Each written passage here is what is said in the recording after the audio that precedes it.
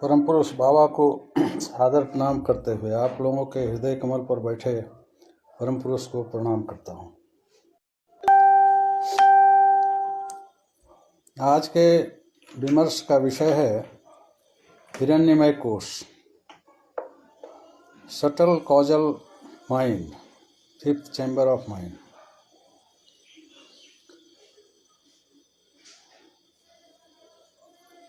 इस चर्चा के पूर्व से ही हम लोगों ने चर्चा किया था कि हम लोगों का जो माइंड है, हम लोगों का जो मन है, किसी भी व्यक्ति का मन, ह्यूमन माइंड, नॉन ह्यूमन्स से ये विषय कुछ अलग है। ह्यूमन माइंड के 5 चैम्बर्स होते हैं। हर कोष का एक एक करके हम लोगों ने चर्चा किया, समझने की कोशिश हम लोगों ने किया। अन्नमय कोष से प्रारंभ करके काममय कोष, मनोमय कोष, अतिमानस कोष, विज्ञानमय कोष और आज हिरण्यमय कोष। यह हिरण्यमय कोष ये सूक्ष्म कारण मन का अंतिम स्तर है और अंग्रेजी में जिसे हम सुपर कॉन्शस माइंड कहते हैं, उसका ये हाईएस्ट लेयर है। इसका नाम हिरण्यमय कोश है। हिरण्य मतलब होता है गोल्ड, सोना।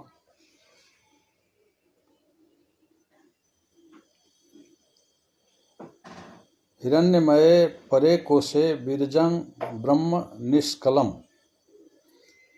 हिरण्यमय कोश के उस पार, परे, बियॉन्ड हिरण्यमय कोश, बीरजम ब्रह्म निष्कलम, निष्कल ब्रह्म विराजमान है।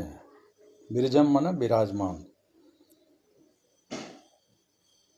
यह जो गोल्डन आभा लिए हुए यह जो अंतिम कोश है मन का, अंतिम लास्ट लेयर कॉजल माइंड का है, इसके जस्ट पार एक थीन मेम्ब्रेन है, उसके पार निष्कल ब्रह्म विराजते हैं। ये निष्कल ब्रह्म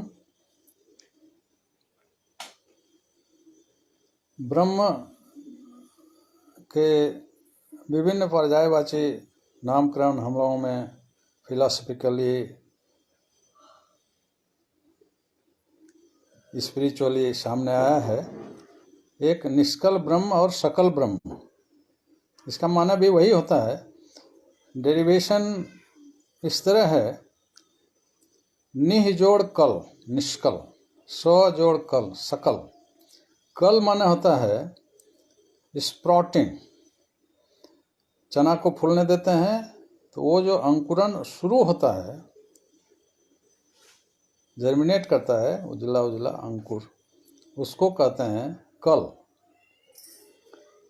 तो निष्कल ब्रह्म मतलब ब्रह्म की वह अवस्था जहाँ सृष्टि का शुरुआत नहीं हुआ है, सृष्टि स्प्रॉटिंग सृष्टि का नहीं हुआ। Whole of this cosmos is in the offing. ब्रह्म के अंतस्थल में अंगड़ाई ले रही है। वो सुप्रीम ब्लिस, वो सुप्रीम कॉग्निटिव कॉन्शसनेस, जिसको निर्गुण ब्रह्म भी कहते हैं, उसी को निष्कल ब्रह्म कहते हैं। वहाँ प्रकृति है, अनुक्षुण्य प्रकृति है। प्रकृति भी उनमें निमग्न है और उनकी जब एक इच्छा होती है, एको हम बहुश्याम, अपने को मल्टीप्लाई करने की,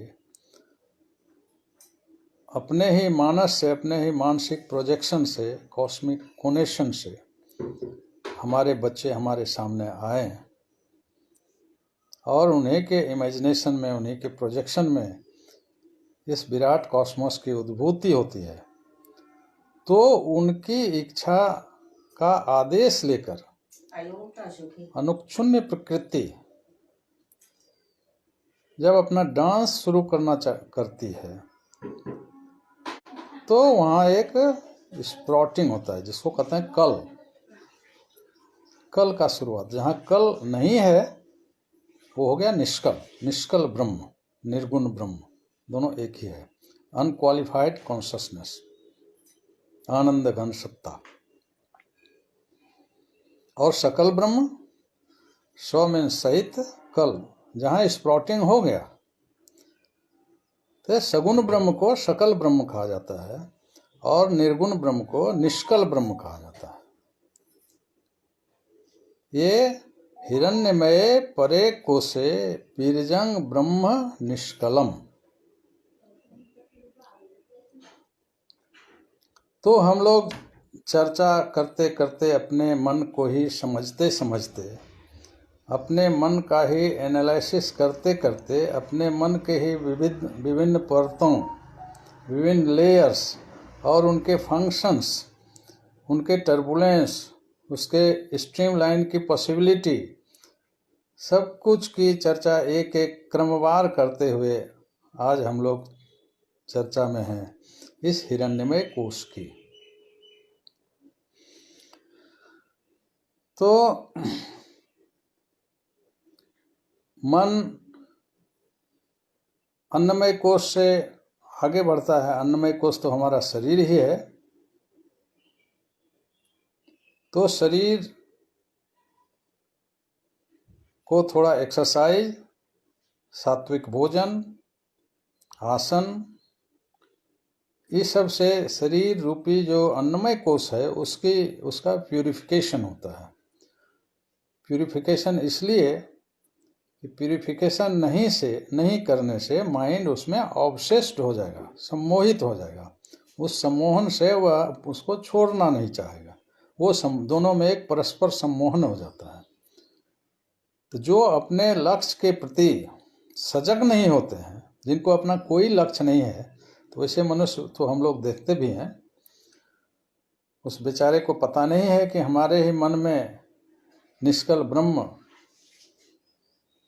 हैं, हम उनके गोद में हैं, लेकिन लापता होने के कारण वो अन्नमय कोश में सम्मोहित रहते हैं। उसी को भी समम बोनम ऑफ लाइफ समझ के अपना ये कीमती human body, divine human body को लेते हुए इस धरती से निकल जाते हैं।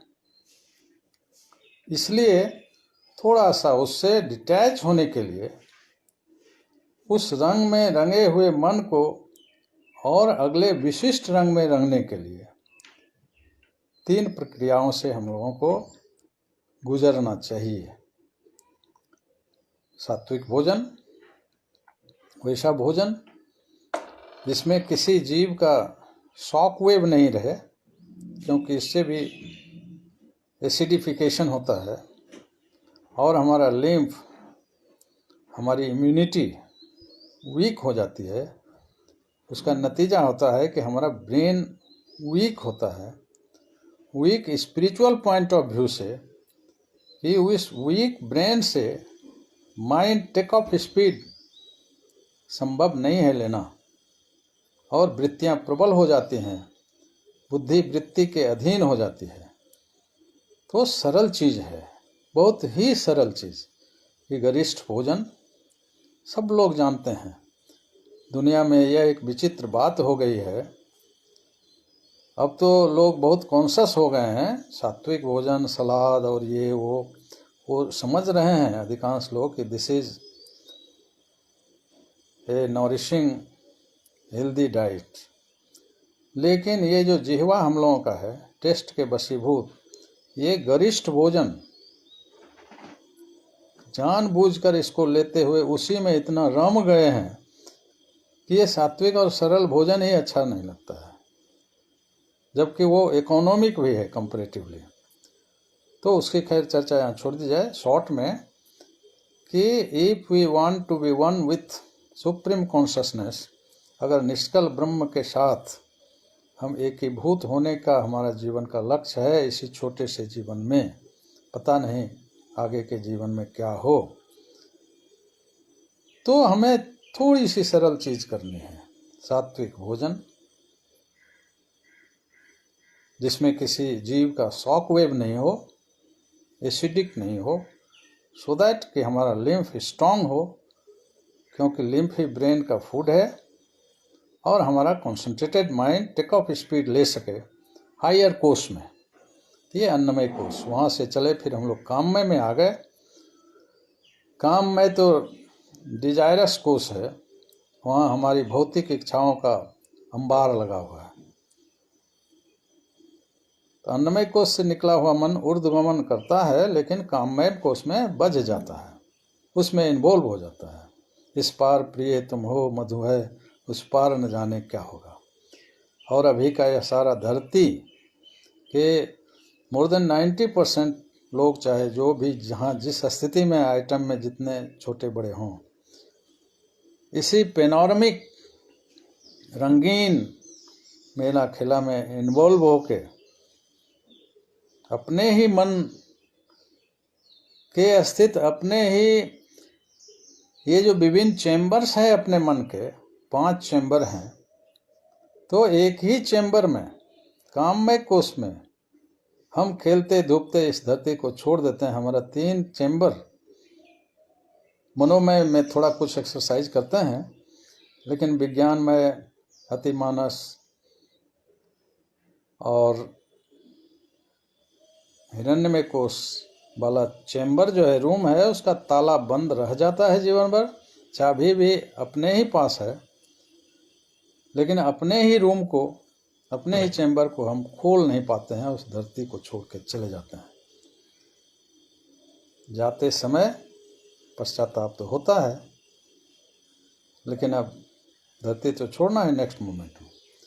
तो काममय कोष का ये अंबार, जब मन धीरे इवोल्व करके समझता है कि नहीं, इसके टर्बुलेंस को हमें पार करना है, क्योंकि अगर टर्बुलेंस, इनके जो वृत्त्यात्मक चंचलताएं हैं, उसमें हमारे निष्कल ब्रह्म रूपी चांद का पूर्ण प्रतिफलन नहीं होगा जब तक इसको हम शांत नहीं करते हैं। ये समझदारी जब हो जाती है, तो फिर वो मन आगे के